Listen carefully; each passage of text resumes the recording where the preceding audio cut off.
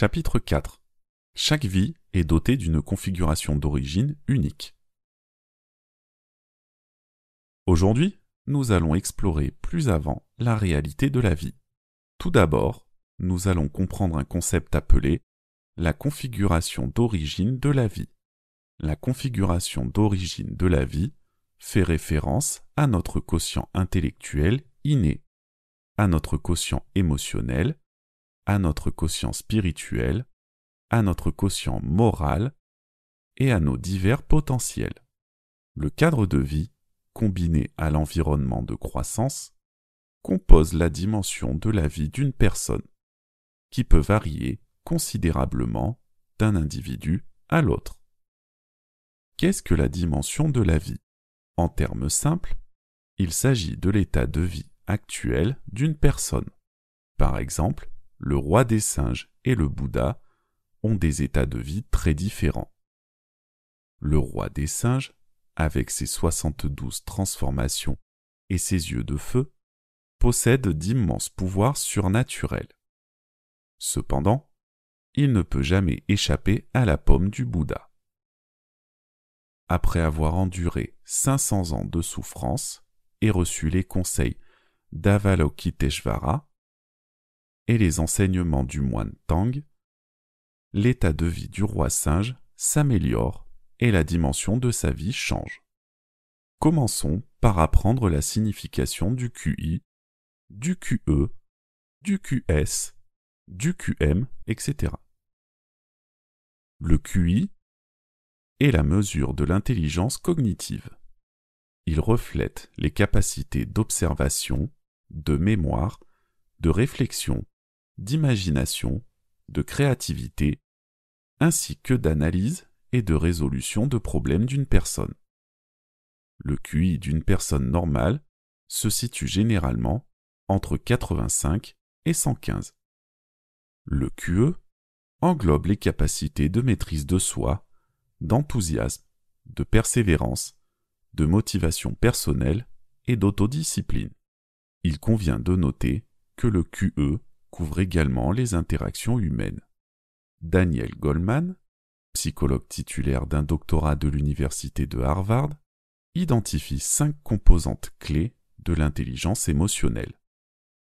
En 1, la capacité à être conscient de ses propres émotions, c'est le cœur de l'intelligence émotionnelle. En 2, la capacité à contrôler ses émotions et à les exprimer de manière opportune et appropriée. En 3, la capacité à se motiver et à réguler ses émotions.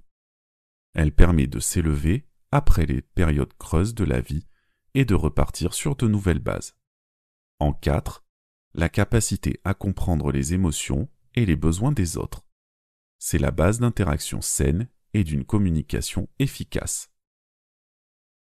En 5, la capacité à réguler ses propres réactions émotionnelles et celles des autres. Le QS fait référence à l'intelligence spirituelle des êtres humains, c'est-à-dire à la capacité de pénétrer l'essence des choses, d'acquérir une compréhension et une intuition qui vont au-delà de la pensée logique. Le QS et le QI sont tous deux des formes d'intelligence qui permettent de comprendre les choses, mais le QS a une dimension plus élevée que le QI. Le quotient spirituel, lui-même, a également différentes dimensions. Plus le quotient spirituel est élevé, plus la dimension est importante. Le QM est la capacité à intégrer la connaissance et l'action.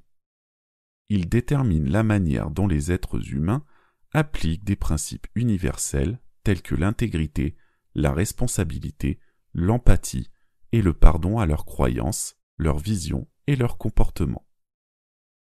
Le QM englobe des qualités telles que l'empathie, le respect, la patience, le pardon, l'honnêteté, la responsabilité, l'équanimité, la loyauté, la politesse, l'humour et toutes les autres vertus. Les valeurs du QI et du QE ne sont pas liées à la dimension de la vie. Dans cette même dimension, leurs valeurs sont proportionnelles aux capacités. plus la valeur est élevée, plus la capacité est forte. Les valeurs du QM et du QS sont proportionnelles à la dimension de la vie. Plus la valeur est élevée, plus la dimension est élevée. Le QM et le QS sont comme les deux faces d'une même pièce. Le QM met l'accent sur la gentillesse, tandis que le QS met l'accent sur la sagesse. Lorsqu'ils atteignent une certaine dimension, ils se fondent en un seul que nous pouvons appeler quotient de sagesse. Les personnes ayant des dimensions inférieures ont tendance à juger celles qui ont des dimensions supérieures en fonction de leur propre état de vie. Par exemple, les personnes ayant un QM faible mais un QE élevé peuvent faire preuve de flatterie, d'hypocrisie et d'une forte capacité d'exécution à l'égard de leurs dirigeants. D'autre part, les personnes ayant un QM élevé et un QE élevé font preuve de respect, de loyauté, de compréhension et d'une grande capacité d'exécution à l'égard de leurs dirigeants. Toutefois, les personnes ayant un QM faible mais un QE élevé peuvent considérer les personnes ayant un QM élevé et un QE élevé comme semblables à elles-mêmes, en supposant qu'elles sont douées pour la flatterie, l'hypocrisie, etc. Le QI, le QE, le QS et le QM sont collectivement connus sous le nom de 4 quotients, qui ne sont pas héréditaires.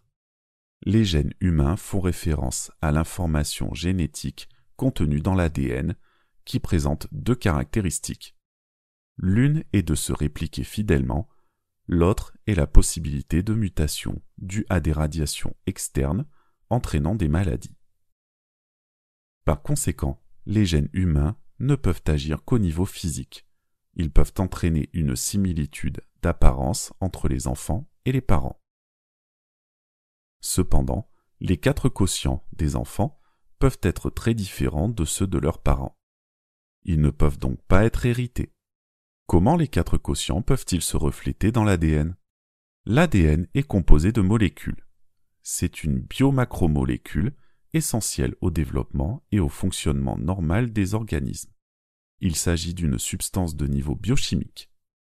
En revanche, les 4 quotients sont des facultés mentales dont la forme d'énergie ne se situe pas au niveau moléculaire et atomique, mais plutôt au niveau de l'énergie du biochamp. Les valeurs des 4 quotients d'une personne n'ont aucun rapport avec les valeurs des 4 quotients de ses parents. Par exemple, des parents ayant un QI et un QE élevé peuvent avoir des enfants ayant un QI et un QE faible, et vice-versa. De même, des parents ayant un QS et un QM faible peuvent avoir des enfants ayant un QS et un QM élevé, et vice-versa. Certaines personnes présentent des niveaux élevés des 4 quotients, ce qui est exceptionnellement rare. Cependant, leurs parents peuvent n'avoir que des niveaux moyens des 4 quotients. Le contexte inné d'une personne et l'environnement dans lequel elle grandit déterminent ces 4 quotients. Toutefois, le milieu de vie, en tant que facteur principal, joue un rôle prépondérant. Bien entendu, les facteurs externes tels que l'environnement de croissance, y compris le cadre de vie, l'environnement social, l'environnement éducatif, etc., sont également importants pour le développement et la culture des 4 quotients. Nous poursuivrons l'examen de ce sujet dans le prochain chapitre.